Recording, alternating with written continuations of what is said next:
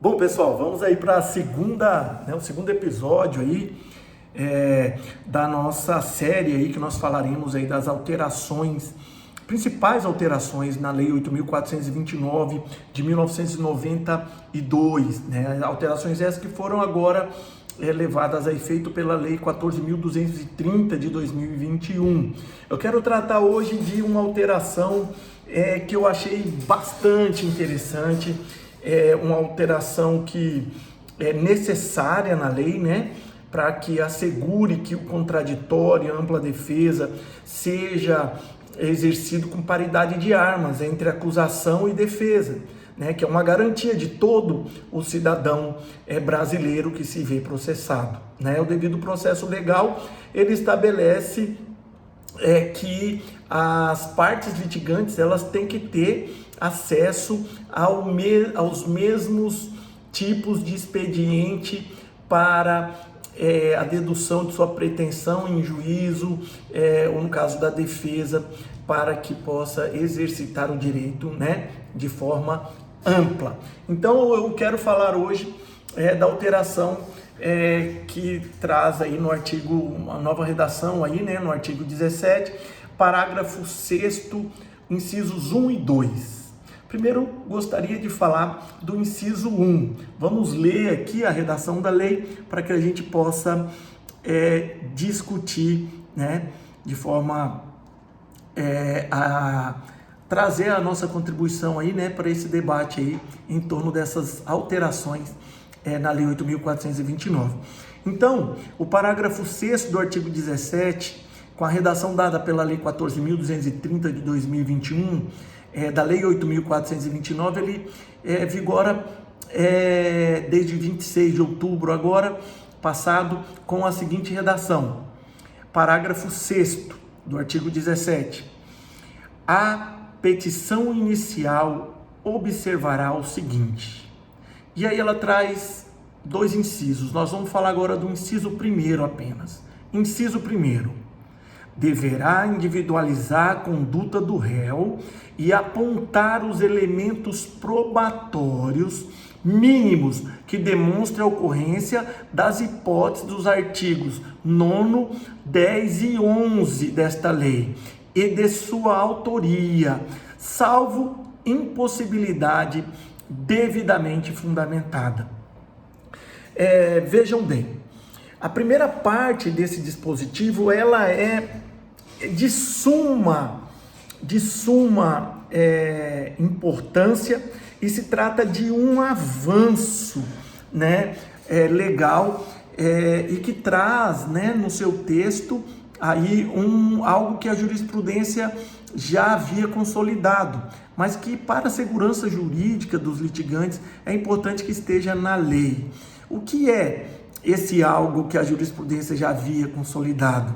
É o fato de que a conduta do acusado na ação de improbidade administrativa ela deve ser individualizada. Não raras são as vezes em que operações acontecem, né, em que há a propositura de ações penais e de ações por improbidade, em que simplesmente não há individualização da conduta. Isso é muito comum, né? Coloca-se na petição inicial uma quantidade considerável de réus, né? E não se tem ali o cuidado de individualizar a conduta de cada um dos réus. Coloca os fatos da inicial como se todos os réus tivessem praticado da mesma forma, com o mesmo modus operandi, aqueles fatos tidos pelo parquet, pelo Ministério Público como improbos. Então a jurisprudência já dizia, olha só, a inicial ela tem que individualizar a conduta, porque não há responsabilidade objetiva. Eu sou responsável pelos meus atos até o limite de onde eu os praticar, né? E a lei agora põe fim a qualquer dúvida, né? Trazendo segurança jurídica para a defesa, principalmente, né, nas ações de improbidade administrativa, quando diz que é obrigação do Ministério Público. Obrigação do Ministério Público hoje, né, também por conta dessas alterações, o único legitimado a propor a ação de improbidade administrativa é uma obrigação de que ele demonstre na inicial de forma individualizada a conduta de cada um dos acusados. E aí a lei diz mais aqui no inciso 2, que a petição inicial observará o seguinte, parágrafo 6º, agora nós vamos lá para o inciso 2. Será instruída com documentos ou justificação que contenham indícios suficientes da veracidade dos fatos e do dolo imputado, ou com razões fundamentadas da impossibilidade de apresentação de qualquer dessas provas, observadas a legislação vigente, inclusive as disposições do artigo 77 e 80 do Código de Processo Civil,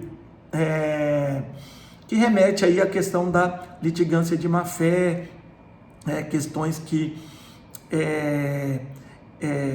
também estão sujeitas aí ao Ministério Público, né, a ver configurada, né, na sua prática funcional.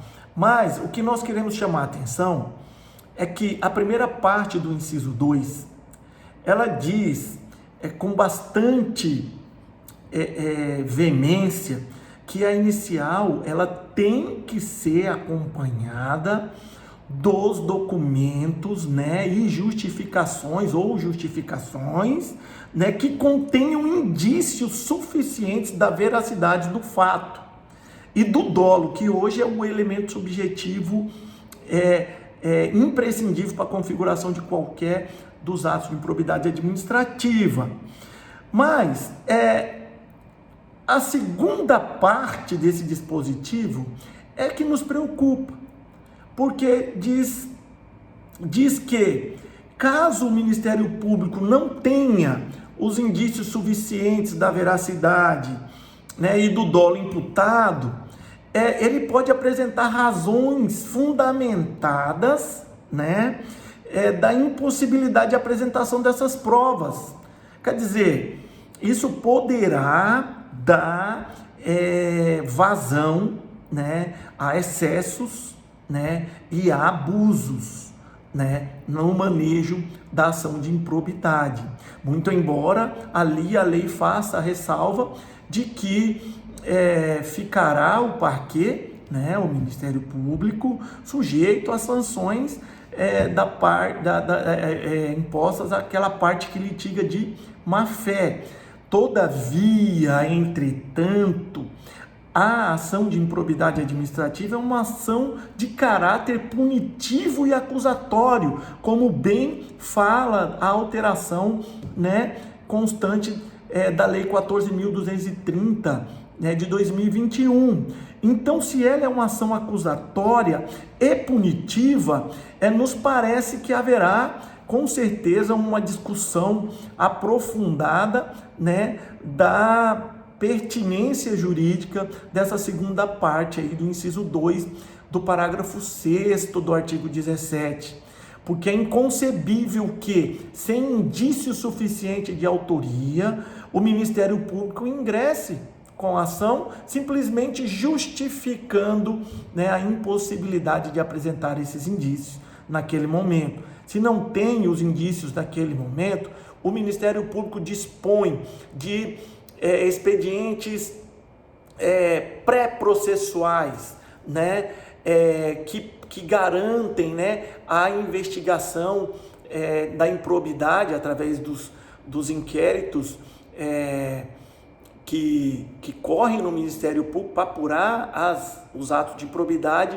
E então, por isso, nós entendemos que se trata de um dispositivo inconstitucional, essa segunda parte do inciso 2 do parágrafo 6º do artigo 17, com a redação dada pela Lei 14.230 de 2021, porque ofende preceitos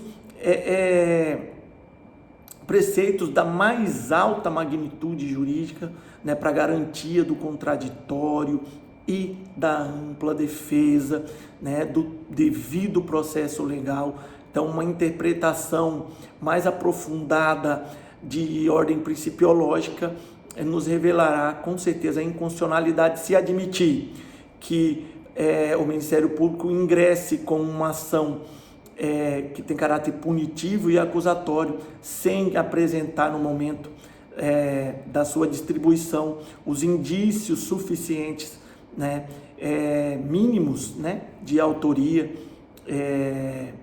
o que seria, né, a toda evidência será, porque a lei infelizmente traz, será a toda evidência um absurdo, e nós como advogados temos a obrigação de combater esse tipo de ato. Então, assim, hoje nós falamos desses acréscimos que há aí de ordem processual na nova lei da ação de improbidade administrativa. Voltaremos lá no episódio 3 aí com mais algumas alterações. Recapitulando, nós já falamos no primeiro episódio de 2 alterações fundamentais, que é a exigência do elemento subjetivo doloso, né, para qualquer das hipóteses do artigo 9º, 10 e 11 da Lei de Improbidade Administrativa, para a configuração de quaisquer dos atos de improbidade administrativa é necessário o dolo. Falamos também da mudança que houve na questão da legitimidade de parte, né, hoje com a legitimidade ativa exclusiva do Ministério Público, e hoje nós trouxemos aqui essas alterações, né, que avançam por um lado e regridem pelo outro.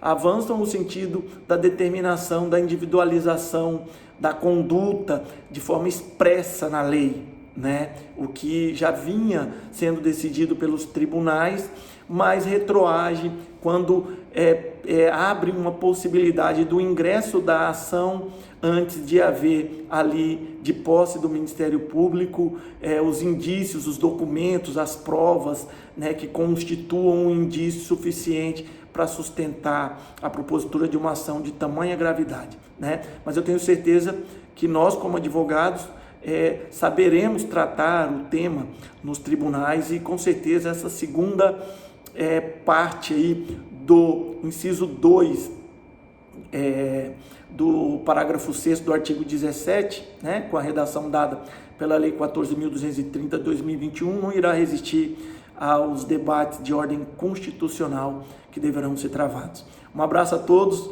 espero que estejam gostando, e dê o like, né, faça o comentário, para que a gente possa estar, né, vendo o termômetro aí de como está sendo esse estudo, né, como está chegando até vocês.